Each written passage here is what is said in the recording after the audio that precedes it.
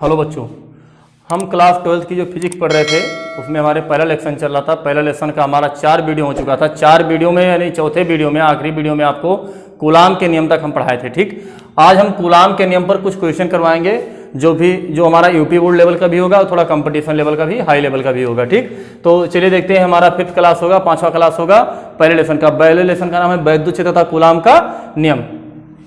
पहला जो हमारा क्वेश्चन है लिखा है, दो गोलों पर आवेश क्रमशः 2 × 10⁻⁷ कूलाम व 3 × 10⁻⁷ कूलाम है, जिन्हें 30 सेंटीमीटर की दूरी पर रखा गया है। तो इनके बीच लगने वाले बल का मान ज्ञात कीजिए या बल की गणना कीजिए। ठीक है, चलिए देखते हैं। तो आपको फिजिक्स का न्यूमेरिकल लगाने के लिए सबसे पहला काम आपका ये होगा कि आप जो है लिखेंगे गिवन दैट। क्या लिखेंगे? गिवन दैट, मतलब दे रखा है। गिवन दैट क्या दे रखा है? तो हमें पहला आवेश Q1 दे रखा है। Q1 बराबर 2 × 10⁻⁷ कर 2 × 10⁻⁷ कूलाम व Q2 = 3 × 10⁻⁷ कूलाम। ये दो आवेश दे रखे हैं। ठीक, दोनों के बीच की जो दूरी दे रखी है वो है 30 सेंटीमीटर। कितना है? 30 सेंटीमीटर। 30 सेंटीमीटर दे रखी है, तो हम सेंटीमीटर को पहले मीटर में कन्वर्ट करेंगे। तो 30 × 10⁻² मीटर हो जाएगा। अब इनके बीच जो लगने वाला बल है, फार्मूला क्या हो जाए? F = 1/4πε0 Q1 Q2/r²। ये जो हम इसको बताए थे कूलाम वैद्युत नियतांक है या स्थिर वैद्युत की नियतांक है, जिसको स्मॉल के से लिखे थे। इसका मान जो होता है निर्वात या वायु के लिए 9 × 10⁻⁹ होता है। अच्छा, ये जो हमारा सिस्टम रखा गया है आवेश, ये वायु या निर्वात में रखा है। इस बात को थोड़ा ध्यान रखिएगा, इसमें क्वेश्चन में दे रखा है। अच्छा, Q1 का मान कितना है? 2 × 10⁻⁷। Q2 का मान 3 × 10⁻⁷ बटा 30 × 10⁻² का होल स्क्वायर। अब देखिए 9 × 3 × 6, यहाँ 10⁻⁷ -7 -14 हो जाएगा। 14 में से 9 हो जाएगा, माइनस कितना बच जाएगा? 5 बन जाएगा। ठीक, बटा 3 का स्क्वायर मतलब 900 हो जाएगा और 10⁻⁻⁴ हो जाएगा। 9 से 9 मर गया, ये 2 0, 2 -2 ले डूबेगा, बचेगा -2, ऊपर जाएगा तो +2, यानी 6 × 10⁻⁵ 5 × 10⁻²। सॉरी, ये प्लस हो जाएगा तो आ जाएगा 6 × 10⁻3। तो ये हमारा लगने वाला बल इतना न्यूटन का आया। लेकिन 10⁻3 हटाना चाहें तो आ जाएगा 6 मिली न्यूटन। कितना लगेगा? मिली, क्योंकि 10⁻3 को हटाने के लिए मिली का प्रयोग करते हैं, 10⁻6 को हटाने के लिए माइक्रो का प्रयोग करते हैं। ठीक है, ओके, इसको नोट कर लीजिए, जल्दी कीजिए, फास्ट नोट कीजिए। ये दूसरा क्वेश्चन हम देखते हैं। हमारा दूसरा क्वेश्चन है कि वायु में रखे 2 छोटे आवेश क्रमशः, छोटे मतलब बिंदु आवेश, 0.4 माइक्रो कूलाम व -0.8 माइक्रो कूलाम, उनके बीच लगने वाला जो वैद्युत बल है 0.2 न्यूटन है। तो उनके बीच की दूरी ज्ञात करना है। कह रहा है कि 2 आवेश रखे हैं, वायु में रखे हैं, जिनका मान 0.4 माइक्रो कूलाम -0.8 माइक्रो कूलाम है। तो ये हम लिखें गिवन दैट। क्या लिखें? Given that. तो Q1 का मान हो जाएगा 0.4 माइक्रो कूलाम और Q2 की वैल्यू हो जाएगी -0.8 माइक्रो कूलाम। यदि हम माइक्रो को हटाएं तो आ जाएगा 0.4 × 10⁻⁶ कूलाम और ये आ जाएगा 0.8 × 10⁻⁻, कितना आ जाएगा? 6 कूलाम। ठीक, माइनस से, सॉरी, माइक्रो को हटाएंगे, तो 10⁻6 लग जाएगा। और जो दोनों के बीच लगने वाला वैद्युत बल है 0.2 न्यूटन का है। हमें दोनों के बीच की दूरी निकालनी है। चलिए थोड़ा देखते हैं कैसे रहेगा। F = 1/4πε0 Q1 Q2/r²। ये स्थिर वैद्युत नियतांक है, जिसकी वैल्यू होती है 9 × 10⁻9 न्यूटन मीटर स्क्वायर प्रति कूलाम स्क्वायर। Q1 की वैल्यू होगी 0.4 × 10⁻⁶ और Q2 की वैल्यू 0.8 × 10⁻6 बटा दूरी निकालना है। जो लगने वाला बल है वो 0.2 है। अच्छा, एक चीज यहां देखेंगे कि यहाँ पर प्लस आदेश था फिर भी प्लस रखें, यहाँ पर माइनस है फिर भी हमने माइनस नहीं रखा। माइनस न रखने का केवल मतलब इतना है कि जो वैद्युत बल होता है, कूलाम के नियम का आपको डिफिनीशन लगाया गया है, बताया गया है किन्हीं दो बिंदु आवेशों के बीच लगने वाला बल उन आवेशों के परिमाण के गुणनफल के अनुक्रमानुपाती तथा बीच की दूरी के वर्ग के व्युत्क्रमानुपाती होता है। ठीक, तो जब परिमाण की बात आएगी तो वहां पर हम लोग चिन्ह नहीं लिया जाएगा। ठीक है, चिन्ह नहीं लेंगे। अब इस आर स्क्वायर को यहां ले जाए, इनको नीचे ढमड़िया दीजिए, तो आर स्क्वायर बराबर 9 गुणे 0.4 गुणे 0.8 गुणे 10 की घाते माइनस 6 माइनस 6 माइनस 12, 12 में से हो गया -3 बट्टा 0.2, अतना एक करना अतना, अतना दुक्के अतना। ठीक, आ गया 8 दुक्के 16, 9 गुणे 1.6 गुणे 10 के घाते -3, ये दशमलव हटाइए, यहाँ पर 4 बनाइए इसको, ये आर स्क्वायर। ये तो हम इसका वर्गमूल निकालें ना, वर्गमूल निकालना चाहो ऐसे भी लोग करते देखा है हमने, ऐसे भी कर देंगे। आर स्क्वायर से आर स्क्वायर मर गया, आर की वैल्यू आ गई 4 3 12 गुणे 10 के कहते हैं -2। अच्छा, मात्रक क्या होगा? मीटर। लेकिन हम जो 2 हटाएं तो क्या बन जाएगा? 10 सेंटीमीटर। मतलब क्या हुआ कि दोनों जो आवेश हैं वो एक दूसरे से 12 सेंटीमीटर पर रखे हुए हैं, लेकिन ये पूछा जाए कि इनके बीच में जो लगने वाला बल है वो कैसा बल है, आकर्षण या प्रतिकर्षण। तो आप ये ध्यान रखिएगा कि दोनों आवेश का चिन्ह समान होता तो प्रतिकर्षण का बल लगता, लेकिन एक का प्लस है एक का माइनस है, विपरीत है, तो वहां पर दोनों का आकर्षण बल लग गया। ओके, जल्दी इसको नोट कीजिए, फिर अगला क्वेश्चन हम लोग करते हैं। चलिए देखते हैं, तीसरा क्वेश्चन हमारा होगा, एक वर्ग है, एक हमारा स्क्वायर है, जिसके चारों कोणों पर जो चारों शीर्ष पर वर्टेक्स पर कुछ आवेश रखे हुए हैं। यहाँ पर +q, यहाँ पर +2q, यहाँ पर +q, यहाँ पर Q। कह रहा है कि इसके कारण इसके कारण इसके कारण, मतलब +q पर जो परिणामी बल है, टोटल बल है, उसका मान 0 है। कितना है? 0। ये तो उनका मान 0 है, तो Q व स्मॉल q में रिलेशन फाइंड आउट करना है, संबंध स्थापित करना है। ठीक है, तो चलिए हम देखते हैं इसको कैसे रहेगा। थोड़ा ये बढ़िया लेवल का क्वेश्चन है, आप लोग देख रहे होंगे, समझ रहे होंगे कि कैसा है। आप कह सकते हैं कि कंपटीशन लेवल के यहीं से स्टार्ट हो जाते हैं, ऐसे ही क्वेश्चन बनते हैं। तो सबसे पहले तो हम ये देखेंगे कि जो हमारा C है इस पर कैसा कैसा बल लगेगा। तो इस पर तो +q के कारण जो बल लगेगा, मतलब ये +q है, इस पर कैसा बल लगाएगा, तो ये भी प्लस ये भी प्लस, दोनों प्रतिकर्षण बल लगाएंगे, तो जो बल लगेगा वो इधर की ओर होगा। ठीक, इसका नाम क्या देंगे? देंगे जो हमारा बल है वो C पर लग रहा है, लेकिन D के कारण लग रहा है, पहला हो गया। दूसरा हम कहेंगे जो ये +q है इस पर क्या करेगा, इसको भी दूर हटाएगा, प्रतिकर्षित करेगा। अब ये प्रतिकर्षित करेगा तो भैया कहेगा तुम भागो, तो ये नीचे की ओर भागेंगे। जिनका जो हम बल का नाम दे देंगे, कहेंगे C पर लग रहा है और B के कारण लग रहा है। ये +q अपने तिरछे इसको दबाएंगे, मतलब चारों ओर से बेचारा दबाया ही जाएगा, भगाया ही जाएगा, क्योंकि वही कहते हैं कि चरित्र ही इनका ऐसा है, इनका कैरेक्टर ही ऐसा है कि इनको जो देखो तो भगा रहे हैं कि भैया जाओ जाओ जाओ। ये भी प्लस ये भी प्लस, तो इनको प्रतिकर्षित करेगा, रिपल करेगा, ये पॉजिटिव पॉजिटिव रिपल करेगा, और ये भी हमारा डायगोनली रिपल करेगा, मतलब विकर्ण रूप से रिपल करेगा, विकर्णी। तो ये इसको कहेगा आप ऐसे जाओ, तो ये कहेंगे ठीक है भैया हम चल रहे हैं अपने घर। अब ये चले आए, तो ये C पर लगा, ये के कारण लगा बल। ठीक, इतनी बातें क्लियर हुई। अब हम देखेंगे कोई यदि वर्ग होता है तो उसका एक कोण 90 अंश का होता है, तो आधा कितना होगा? 45 अंश का। और ये आधा कितने होंगे? ये भी 45 डिग्री के होंगे, 45 डिग्री 45 डिग्री। इसको हम कहते हैं जितना कोणीय होगा उतना कोणीय होगा, क्योंकि दोनों क्या है? शीर्षा अभिमुख कोण है। कैसे कोण है? शीर्षा अभिमुख कोण है। और ये कैसा कोण होगा? ये भी शीर्षा अभिमुख कोण है, 45। अब सुनिए, हम लोग को पता है कक्षा 11 में आप लोग पढ़ चुके हैं 11th की x एक्सिस हो या y एक्सिस हो, और इधर मान लीजिए कोई वेलोसिटी 2 अक्ष में है, x अक्ष और y अक्ष में, जो कि x अक्ष के साथ थीटा कोण बनाता है। तो हम कहते हैं जिसके साथ कोण बनाए उसको कास्ट कंपोनेंट, या क्षैतिज घटक को कास्ट थीटा और ऊर्ध्वाधर घटक को साइन थीटा लिखते हैं। मतलब ये हमारा कास्ट कंपोनेंट, ये साइन कंपोनेंट, ये हमारा वर्टिकल हॉरिजॉन्टल कंपोनेंट, ये वर्टिकल कंपोनेंट इंग्लिश में बोले तो, हिंदी में क्षैतिज घटक और ऊर्ध्वाधर घटक नाम देंगे। अब देखिए, तो जिसके साथ कोण बनाता है उनको कास्ट थीटा, बाकी को साइन थीटा।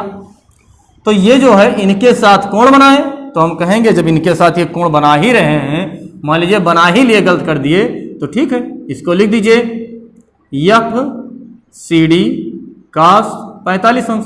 अब एक इधर आया तो एक इधर जाएगा कहीं, साइन वाला, तो बन जाएगा FCD साइन 45 अंश। इधर की बात करें ये वाला इनके साथ 45 अंश का बना रहा है, तो ये इसका cos थीटा लिया जाएगा, तो हो जाएगा F C B cos 45 degree. अब इसका साइन वाला जो रूल आएगा इधर आ जाएगा, जिसको हम लिखेंगे F C B sine 45 degree. अब हम ये देख रहे हैं कि ये आवेश और ये आवेश दोनों बराबर, तो मतलब दोनों समान दूरी पर हैं, तो जो लगाएंगे आवेश ये भी समान होगा। बोलो बला बराबर ही तो होगा, क्योंकि दूरी भी समान, मात्रा भी समान, तो लगने वाला बल भी समान होगा। अब हम कहेंगे जो हमारा सी बी है वो जो बल लगाएगा वही हमारा क्या लगाएगा, सी पर डी के कारण लगेगा। दो के दोनों बल क्या होंगे, बराबर होंगे। अब जब दोनों बल बराबर ही हैं और दिशा क्या है दोनों के विरुद्ध, दोनों कैंसिल आउट हो जाएंगे या नहीं हो जाएंगे, हो जाएंगे। तो जो लगने वाला टोटल बल होगा यही तो होगा, परिणामी बल यही तो होगा। तो हमारा ये जो यफ टोटल यानी रिजल्टेंट फोर्स आएगा, परिणामी बल आएगा। अच्छा जब ये दोनों बराबर है तो एक लोग मिलकर दो लोग, कितने लोग, दो लोग। अब नाम दे दीजिए सी बी ही cos 45 अंश प्लस एफ सी ए। अब जो परिणामी बल है वो कितना है, प्रश्नानुसार 0 है, 2 ऐसे लिखो। अब हम बल निकालने चल रहे हैं, तो 1/4 pi epsilon not Q1 Q2 बटा आर स्क्वायर, मतलब पहला आवेश गुणे दूसरा आवेश बटा आर स्क्वायर। सी बी इसके और इसके बीच जो लगने वाला बल, तो पहले दोनों का आवेश का गुणनफल लिखे, तो plus Q into capital Q, sorry plus कह रहे हैं, small Q into capital Q बटा दोनों के बीच की दूरी का वर्ग, मतलब ये स्क्वायर, इंटू cos 45 अंश का मान 1/√2। अच्छा इस पर आ जाइए, ये थोड़ा बढ़िया बल निकलेगा। अच्छा ये बताइए, यदि मान लीजिए ये वर्ग है तो ये 90 अंश बनेगा। यहाँ पर एक समकोण त्रिभुज बनना है नहीं बनना है, बोलो एक समकोण त्रिभुज बनना है, तो समकोण त्रिभुज ये लंब हो जाएगा, ये हमारा आधार, तो ये क्या बनेगा, कर्ण। और कर्ण निकालने के लिए करते हैं अंडर के अंदर ये लंब स्क्वायर धन आधार स्क्वायर। लंब स्क्वायर मतलब ये स्क्वायर, आधार का मतलब भी ये स्क्वायर, यानी अंडर के अंदर ये स्क्वायर प्लस ये स्क्वायर बोले तो अंडर2 ये स्क्वायर, ये का वर्गमूल निकलेगा तो बनेगा अंडर2 ये। तो जो ये हमारी दूरी आएगी अंडर2 ये आएगा। तो यहां लिखेंगे पहले 1/4 pi epsilon not capital Q गुणे ये वाला आवेश कितना है 2q बटा √2 का ए स्क्वायर, √2 ए स्क्वायर। ठीक, अब देखेंगे ये जीरो तो सबको जो समान होगा उनको हम भाग कर देंगे। तो हम ये देख रहे हैं कि यहां पर जो भाग हो रहा है ये तो सबके सब कट जाएंगे।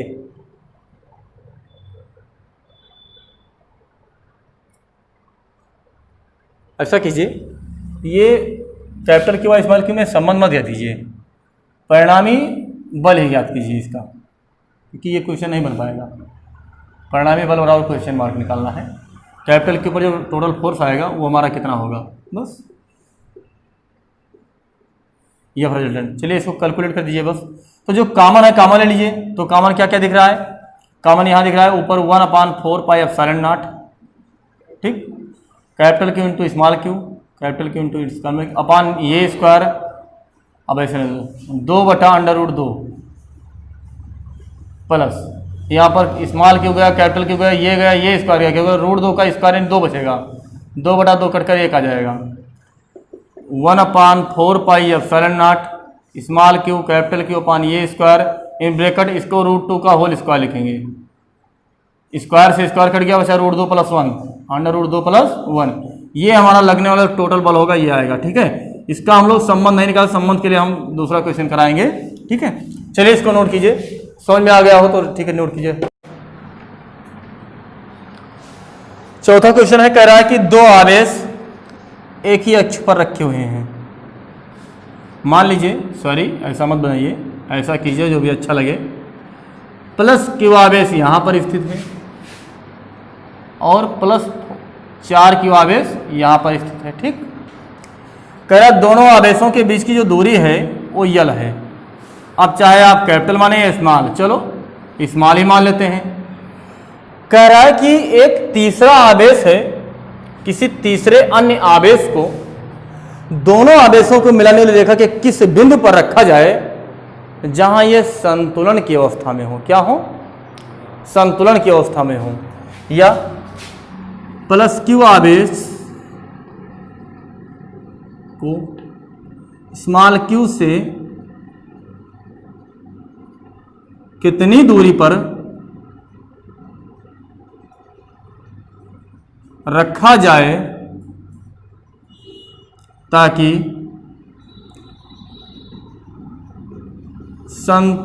निकाय, सॉरी यहाँ लिख लेंगे निकाय, मतलब जो पूरा सिस्टम है निकाय संतुलन की अवस्था में हो। किसमें हो? संतुलन की अवस्था में। ये कह रहा है कि दो आवेशों को एक अक्ष में एक ही लीनियर में रखा गया है, एक ही अक्ष में रखा गया है। एक प्लस क्यू आवेश है का पूछा जा रहा है कि किसको कहां पर स्थित करें, कहां पर रखें, इससे कितनी दूरी पर रखें। मतलब ये कि आवेश ये है, इसका नाम दे देंगे बी। ये पर स्थित बिंदु, ये पर स्थित आवेश से कितनी दूरी पर रखा जाए ताकि ये जो पूरा सिस्टम है ये हमारा संतुलन में बना रहे, पूरा कांस्टेंट रहे, मतलब असंतुलित ना रहे। तो इसके लिए देखिए हम कैसे क्या करेंगे, हम चेक करेंगे कि जो प्लस क्यू आवेश रखेंगे तो लगने वाला बल शून्य कहाँ होगा। भाई संतुलन का मतलब क्या हुआ कि लगने वाला जो बल हो शून्य हो जाए, तभी तो हमारा काम बनेगा। हम यदि इसको यहां पर रख दें, प्लस क्यू को यहां पर, इधर ही से ट्राई करते हैं, जब यहां पर रखेंगे तो इसके कारण जो बल लगेगा वो भी क्या लगेगा, प्रतिकर्षण का लगेगा बाहर की ओर। ये भी प्लस, ये भी प्लस, इसके कारण जो इस पर लगेगा वो भी हमारा बाहर की ओर लगेगा। और दो वेक्टर की एक ही दिशा होगी तो वहां पर हमारा ज्यादा आएगा, कम नहीं आएगा, शून्य नहीं होगा। मतलब हम आवेश को इधर नहीं रख सकते। यहां चेक करें, यहां चेक करेंगे वही अवस्था, इसके कारण इधर भगाएगा, ये भी भैया कहेगा इधर जाइए। यहां पर जो परिणामी बल है वो बढ़ेगा, घटेगा नहीं, शून्य नहीं होगा। तो जाहिर सी बात है कि आवेश को कहीं बिचवा में रख के चेक करें। हम मान लेते हैं कि इससे स्मॉल यक्स दूरी पर यहां पर कोई बिंदु P है और यहां पर रख दिया गया है, यानी बिंदु ये पर स्थित प्लस क्यू आवेश से स्मॉल यक्स दूरी पर रखने पर यहां पर हम चेक करेंगे कि जो हमारा परिणामी बल है वो हमारा शून्य है या नहीं है। यह कह रहा है दूरी पर रखा जाए ताकि परिणामी निकाय संतुलित अवस्था में हो। तो यहां पर जब आवेश होगा तो ये प्लस क्यू तो इधर लगाएगा बल, प्लस क्यू इधर केवल बल लगाएगा, जिसका हम नाम देंगे कि जो फोर्स लग रहा है वो P पर लग रहा है, ये के कारण लग रहा है। और ये प्लस क्यू कहेगा ऐसा है तुम इधर जाओ, ठीक। ये P पर लग रहा है लेकिन B के कारण लग रहा है। हम कह सकते हैं कि यहां पर रखने पर जो लगने वाला बल होगा वो संतुलन की अवस्था में होगा, ठीक। तो मानेंगे, माना ये पर स्थित प्लस क्यू आवेश से स्मॉल यक्स दूरी पर प्लस क्यू आवेश रखने पर निकाय संतुलन अवस्था में होगा, अवस्था में होगा। तो अब हम निकालेंगे कि यक्स कितनी दूरी पर कर रहा है, कितनी दूरी पर रखा जाए, ये निकालेंगे, ठीक है। समझ में आ रहा है ना। चलिए देखिए, तो हम क्या कहेंगे, जो दोनों बल होंगे क्या होंगे, बराबर होंगे। तो हम कहें जो P है ये के कारण और ये सॉरी F है P पर B के कारण दोनों क्या है, बराबर। अब इनका लगने वाला बल निकालेंगे तो सूत्र क्या होता है, 1/4 pi epsilon not Q capital Q बटा बीच का दूरी का वर्ग। यहां से लेके यहां तक की जो दूरी है वो कितनी है, यक्स है, तो यक्स का स्क्वायर बराबर लगाइए। अच्छा ये पूरा यल है, ये यक्स है, तो ये क्या होगा, यल माइनस यक्स होगा। होगा या नहीं होगा, बोलो बोलो, होगा या नहीं होगा, बिल्कुल होगा ना, ठीक। तो जो लगने वाला ये बल होगा 1/4 पाई एप्सिलॉन नॉट 4Q गुणे Q, मतलब Q1 गुणे Q2 बटा दूरी का वर्ग, मतलब यल माइनस एक्स का होल स्क्वायर। अब दोनों तरफ हल कर दीजिए, इनसे ये कट गए, capital Q small Q, capital Q small Q cut गया, यहाँ बचा 1/x स्क्वायर बराबर 4 बटा यल माइनस एक्स का होल स्क्वायर। यदि हम दोनों तरफ वर्गमूल ले लें और यह थोड़ा इज्जत से इनको पेश आए, थोड़ा इधर लिखते हैं, देखिए इसको लिखते हैं 1/x का होल स्क्वायर बराबर 2 बटा यल माइनस एक्स का होल स्क्वायर। स्क्वायर से स्क्वायर बन गया, आ गया 1/x equal to 2/l minus X. Cross multiply करेंगे, यल माइनस 2x उधर ले जाएंगे तो 3x बराबर यल मतलब x बराबर यल बटा 3। मतलब क्या निकल कर आया कि कैपिटल Q से इससे यदि हम यल बटा 3 की इकाई दूरी पर रखें और इससे जो है 2 बटा 3 की इकाई दूरी पर रखेंगे तो जो लगने वाला बल होगा वो शून्य होगा। मतलब इस बिंदु पर जो आवेश रखा जाएगा तो उन पर जो बल लगेगा वो 0 होगा। कितना होगा? 0। दूसरी बात यहां समझिए, आधो आध पर नहीं रखे क्योंकि ये दोनों बल ज्यादा हैं। अच्छा देखिए यहां पर प्लस Q है और ये कैपिटल Q है, तो जो लगने वाला बल होगा वो क्या होगा? कम होगा। इनकी तुलना में ये ज्यादा होंगे, तो बराबर करने के लिए बीच में न रखकर कहेंगे आप थोड़े अपने ओर ले लिए तो आपका प्रभाव ज्यादा होगा, आपका प्रभाव कम होगा। तो यहां पर दूरी बढ़ा दिए, यहां पर दूरी घटा दिए। तो आपका आंसर पूछ रहा था कि कैपिटल Q से कितनी दूरी पर रखा जाए ताकि संतुलन की अवस्था में हो। तो यदि यल बटा 3 की दूरी पर रखा जाए तो यह संतुलन की हो। तो दूसरी बात क्या पूछ सकता है? कह सकता है कि बी पर स्थित बिंदु आवेश से कितनी दूरी पर रखा जाए। मान लीजिए आप ये सवाल पढ़ के जा रहे हैं और कंपटीशन पॉइंट में मान लीजिए पहला पॉइंट आपको ऑप्शन देता है, आपको यल बटा 3 दे दिया, बी दे दिया 2 बटा 3 और सी दे दिया यल बटा 2 और डी दे दिया नॉन ऑफ दीज, इनमें से कोई नहीं। ठीक, और आपसे पूछ ले प्लस Q से या बी बिंदु पर स्थित आवेश से रखने पर कितनी दूरी पर रखा जाए कि संतुलन में हो जाए। तो जब ऐसे बात कहेगा तो आपके दिमाग में ये स्ट्रक्चर नहीं बनना चाहिए कि यल बटा 3। उसको पहले आप ये देखेंगे कि कहां से पूछ रहा है, यहां से पूछ रहा है या यहां से पूछ रहा है। जब यहां से पूछेंगे तो यल बटा 3 लिखेंगे और यहां से पूछेंगे तो 2 बटा 3 लिखा जाएगा। तो हमारा आंसर 2 बटा 3 होगा। लेकिन ऐसा मत करना कि रट के जाना यल बटा 3 बस तुरंत यहां उठा के डाल दो। पहले क्वेश्चन पढ़िए कि कहां से पूछ रहा है, नहीं पता लगे पूछे कुछ दो और दे दें कुछ और हम ऑप्शन पहला चूज करके चले आए और हमारी खुशी से झूमे कि हमारा तो आंसर सही है और वास्तव में सही है। लेकिन हमने थोड़ा सा नहीं देखा कि पूछा कहाँ से था, थोड़ा उसने माइंड लगा दिया और पता लगा आंसर भी आना चाहिए, आपने ये लगा कर चलाया। यहाँ पर गलती होने का चांस ज़्यादा रहता है। ठीक है, नोट कीजिए इसको। ओके, नोट कीजिए। चलिए बच्चों, जो हमारा अगला हेडिंग होगा, चलिए इस पर हम लोग कुछ न्यूमेरिकल के हैं। बाकी हमारा ये लेसन खत्म होने के बाद भी आपको काफ़ी न्यूमेरिकल कराए जाएंगे, एग्जाम्पल कराए जाएंगे, थोड़ा बोर्ड लेवल का भी, कंपटीशन लेवल का सब कुछ कराया जाएगा। हमारा इसमें जो अगला हेडिंग होगा, कूलाम के नियम का वेक्टर निरूपण। मतलब कूलाम का नियम हम लोग वेक्टर फॉर्म में कैसे लिखते हैं। कभी कभी वेक्टर के रूप में भी कूलाम के नियम पर क्वेश्चन आ जाते हैं और खासकर कंपटीशन लेवल पर वेक्टर रूप आता है। तो देखते हैं, उसमें कुछ लिखना नहीं, केवल वेक्टर फॉर्म लिख लेना। जैसे मान लीजिए ये एक्स एक्सिस हो और ये वाई एक्सिस हो और ये जेड एक्सिस हो। ठीक, और यहाँ पर ओरिजिन मूल बिंदु है।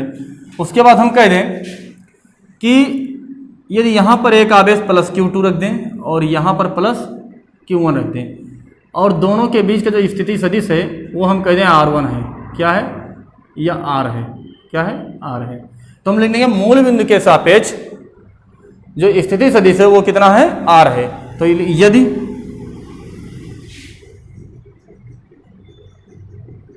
मूल बिंदु के सापेक्ष स्थिति सदिश वेक्टर R हो तो अच्छा, हम लोग को पता क्या है यार, ये फिजिकल टू क्या होता है वेक्टर, वैसे लिखें 1/4 pi epsilon not Q1 Q2 बटा R स्क्वायर। यदि ये वेक्टर रूप में हो, वेक्टर फॉर्म में हो, तो इसका सही तरीका क्या लिखा है? एक वेक्टर फॉर्म में तो यहाँ पर वेक्टर रहेगा, यहाँ पर मॉड लगाना चाहिए, क्योंकि जब हम किसी वेक्टर पे मॉड लगा देते हैं और वेक्टर भी लगा हो, स्क्वायर हो, तो ना मॉड का फर्क पड़ता है ना वेक्टर का फर्क पड़ता है, केवल स्क्वायर रह जाता है। अच्छा, यहाँ पर यदि वेक्टर रूप लिखना है तो हम लोग को पता है, आप लोग कक्षा 11 में पढ़े होंगे कि यदि एकांक सदिश बराबर, मान लीजिए कोई एकांक सदिश वेक्टर ये है, तो एकांक सदिश बराबर होता है यूनिट वेक्टर बराबर होता है वेक्टर ये अपॉन मॉडुलस ऑफ वेक्टर ये। ठीक, ये क्लास 11 की आपकी स्टडी रही होगी वेक्टर फॉर्म में। ठीक, बाकी आप लोग कितना अच्छे से पढ़े आप लोग जानते ही है। यहाँ पर लिखेंगे वेक्टर R का एकांक सदिश। अब वेक्टर R को जो हमें लिखना है 1/4 पाई एप्सिलॉन नॉट लिख देना है।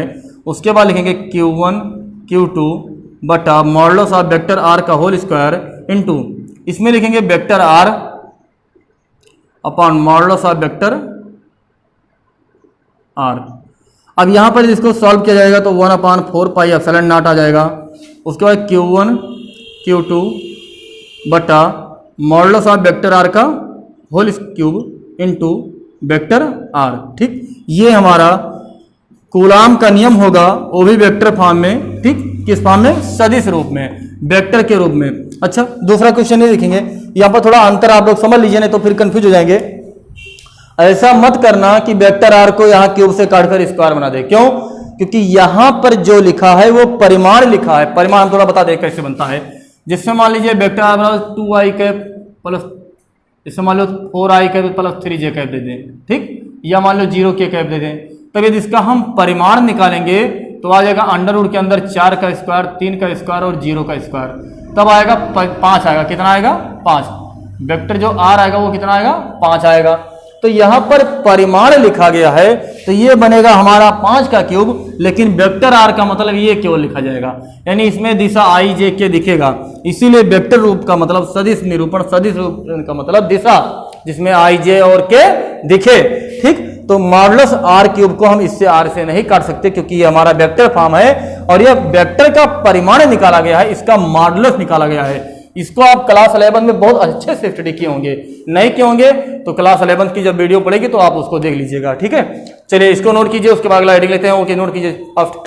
चलिए हमारा जो अगला हेडिंग होगा आपेक्षिक विद्युतशीलता या परावैद्युतांक। परावैद्युतांक समझ लीजिए किसी पदार्थ की जो आपेक्षिक विद्युतशीलता होती है, ये बताता है कि आप इसमें कितने मतलब इसका बल कितना बढ़ेगा कितना घटेगा, या हम कह सकते हैं, चलिए देखिए, किसी माध्यम की विद्युतशीलता, या लिख लें आपेक्षिक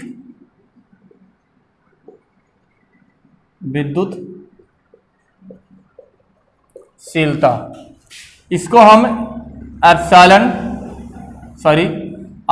आर से लिखते हैं क्योंकि रिलेटिव परमिटिविटी बोलते हैं, इसीलिए एप्सिलॉन आर से लिखते हैं, अथवा कैपिटल के से लिखते हैं, परावैद्युतांक जिसको कैपिटल के कहते हैं, और इसका मान होता है बराबर, यहां हम नीचे करके लिख रहे हैं कि माध्यम की विद्युतशीलता, माध्यम की निरपेक्ष विद्युतशीलता, निरपेक्ष विद्युतशीलता बटा निर्वात या वायु की निरपेक्ष विद्युतशीलता, ठीक, ये होता है। और इसको लिखेंगे के से लिखेंगे या एप्सिलॉन आर से लिखेंगे क्योंकि रिलेटिव परमिटिविटी बोलते हैं। और हम मान लेंगे कोई माध्यम है जिसकी विद्युतशीलता कितना है? एप्सिलॉन है। कितना है? एप्सिलॉन है। और निर्वात की विद्युतशीलता हम लोग को पता है कितना होता है? एप्सिलॉन नॉट होता है, एप्सिलॉन 0 होता है। इसमें कुछ नोट पॉइंट लिखेंगे, यदि या वायु या निर्वात के लिए, वायु या निर्वात के लिए जो के का मान होता है, आप सोचिए एप्सिलॉन का मान जो माध्यम है वो हमारा क्या आ गया? वायु आ गया, मतलब वहां भी एप्सिलॉन नॉट बनेगा और नीचे भी एप्सिलॉन नॉट, दोनों कट करके आ जाएगा 1 आ जाएगा। मतलब वायु या निर्वात के लिए सबसे कम वैल्यू किसके लिए होती है? परावैद्युतांक का मान सबसे कम केवल वायु या निर्वात के लिए उससे ज्यादा होती है। ये आ जाए सुचालक पदार्थों के लिए इसका मान कितना होता है, तो आप लिख लीजिएगा, लिखते रहिए, जल्दी लिखिए, फास्ट करते रहिए, नोट करके लिखेंगे। सुचालकों के लिए के बराबर अनंत होता है। के का मान कितना होता है? अनंत। यानी कोई सुचालक पदार्थ है तो उसका मान कितना होगा? या धातु हो, सुचालक हो या धातु हो, धातु, इसके लिए के का मान अनंत होता है। क्या है? किसी माध्यम का परावैद्युतांक है, ऐसा आप समझ लीजिए कि वो पदार्थ है जो विद्युतशीलता को, चालन को रोकता है।